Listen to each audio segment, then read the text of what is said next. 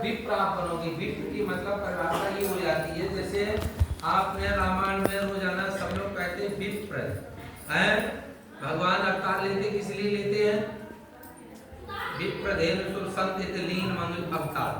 तो पहले विप्र है यानी ब्राह्मण के लिए, क्योंकि ब्राह्मण के लिए सब समदर्शी हो जाते हैं।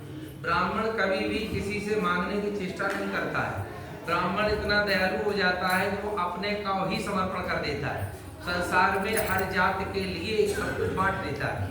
इसलिए जब ब्राह्मण के पास कुछ रहता नहीं है तो फिर वो विप्र बन जाता है। अगर उसके पास समदर्शी जब बन जाता है, समदृष्टि रखता है, सब में प्रेम करता है, हर किसी में धर्म के पुत्र से आस्था हो जाती है। ठीक है, तो इस प्रकार से आप अपने को आज संस्कार जब हुआ है तो आप द्विज बने। ब्राह्मण तो जन्म से थे, लेकिन कुछ लोग आज के समय प्रचार कर रहे हैं कि कर्म से, जात से सब शूद्र होते हैं। ऐसा जो भी कहते वो बड़ा गलत है। जब आवे किसी बछड़े को, या उसको बता सकते किसी बछड़े को गधा को, क्या गधा जो है बछड़ा हो सकता? नहीं हो सकता। तो कर्म हम कितने भी अच्छे करें, लेकिन जो जात है वो जात कभी खत्म नहीं हो सकती। तो ब्राह्मण हमारा धर्म, जन्म से तुम्हें ब्राह्मण कुल में तुम्हारा जन्म हुआ, आज संस्कार हुआ तो तुझ कहलाए। इसके बाद में जब अच्छे कर्म कर्तव्य पर जब पहुंचोगे तो आप विप्र कहलाओगे। तो जब विप्र बन जाओगे तो विप्र कैसे बनोगे? कोई भी जितने आपके संस्कार हुए, इसमें यज्ञोपवीत हुआ, इसमें गायत्री मंत्र दिया गया। ब्राह्मण के लिए गायत्री से बढ़कर के कोई दूसरा मंत्र नहीं है, ब्रह्मास्त्र है। अगर जो ब्राह्मण प्रातः काल उठ करके एक ही माला अगर करते हो तो तुम्हारे को कोई भी परास्त दुनिया में करने वाला नहीं है, ये भी याद रखना। तो जिन जिन का जनेऊ हुआ है, जिनका जो करा चुके हैं, वो यज्ञोपवीत जरूर धारण करें। अमावस्या पूर्णमासी को इसको बदल दें, अगर नहीं है तो महीने में एक बार अमावस्या के अमावस्या नया नूतन यानी पुराने को धार दें और नए को धारण कर लें, ये नियम बनाए। दूसरी बात ये कि 3 दिन तक जो ब्राह्मण जनेऊ कराने के बाद सूर्य भगवान को अर्घ नहीं देता है, सूर्य भगवान को जल अर्पण नहीं करता है, सूर्य भगवान की पूजा नहीं करता है, वो शूद्र के समान हो जाता है, फिर वो ब्राह्मण कहलाने का अधिकारी नहीं रहता है। इसलिए चाहे जिस अवस्था में चाहे जहाँ हो, सूर्य भगवान, क्योंकि किसी अवस्था में चाहे सूतक हो, चाहे जन्म का हो, चाहे मृत्यु का हो, उसमें सूर्य भगवान की पूजा में सूतक नहीं लगता है, क्योंकि सूर्य भगवान ऐसी जगह पर हैं, वो प्रत्यक्ष देवता हैं। तो जिस जगह पर हो, जहाँ पर भी हो, 3 अंजलि 2 अंजलि 5 अंजलि जितना है, तो उनको जल जरूर अर्पण करें।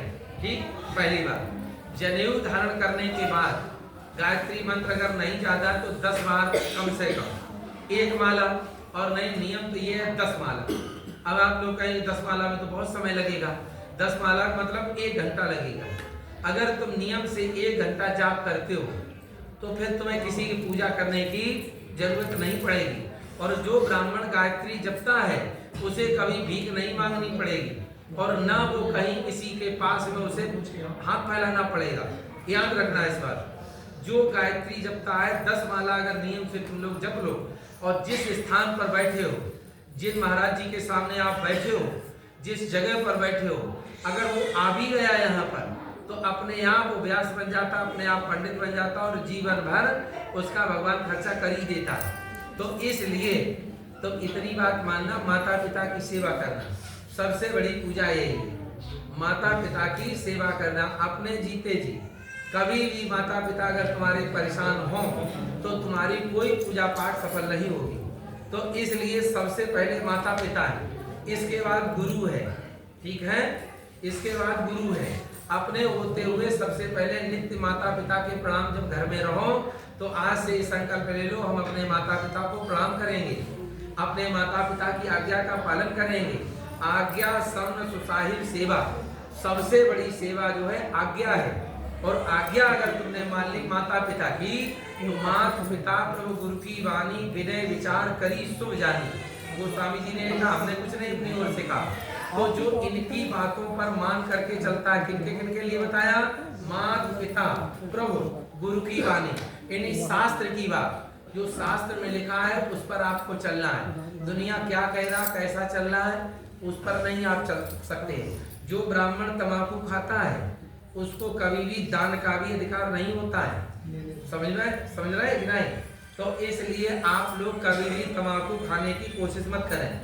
ना तंबाकू खाएं, ना जो पुड़िया बीड़ी सिगरेट तंबाकू जो गांव में चलती है, ये कभी भी उससे बहुत दूर रहेंगे। और ब्राह्मण को तो तंबाकू खानी ही नहीं चाहिए, लेकिन क्या करें, वो नहीं मानते। और जो खाते वो जाने, उनका काम जाने, उनसे हमें कोई लेना देना नहीं। लेकिन तुम्हारा यहाँ आश्रम में, यहाँ गंगा के किनारे यज्ञोपवीत संस्कार हुआ है। गांव में नहीं हुआ, ना घर में हुआ किसी जगह, ये तीर्थ में हुआ है। तो तीर्थ की तुम लोग थोड़ी मर्यादा रखना, और आज से माता पिता, शास्त्र और गुरु के वचनों पर ध्यान देना, ठीक है? इतनी आज्ञा का आप पालन करेंगे।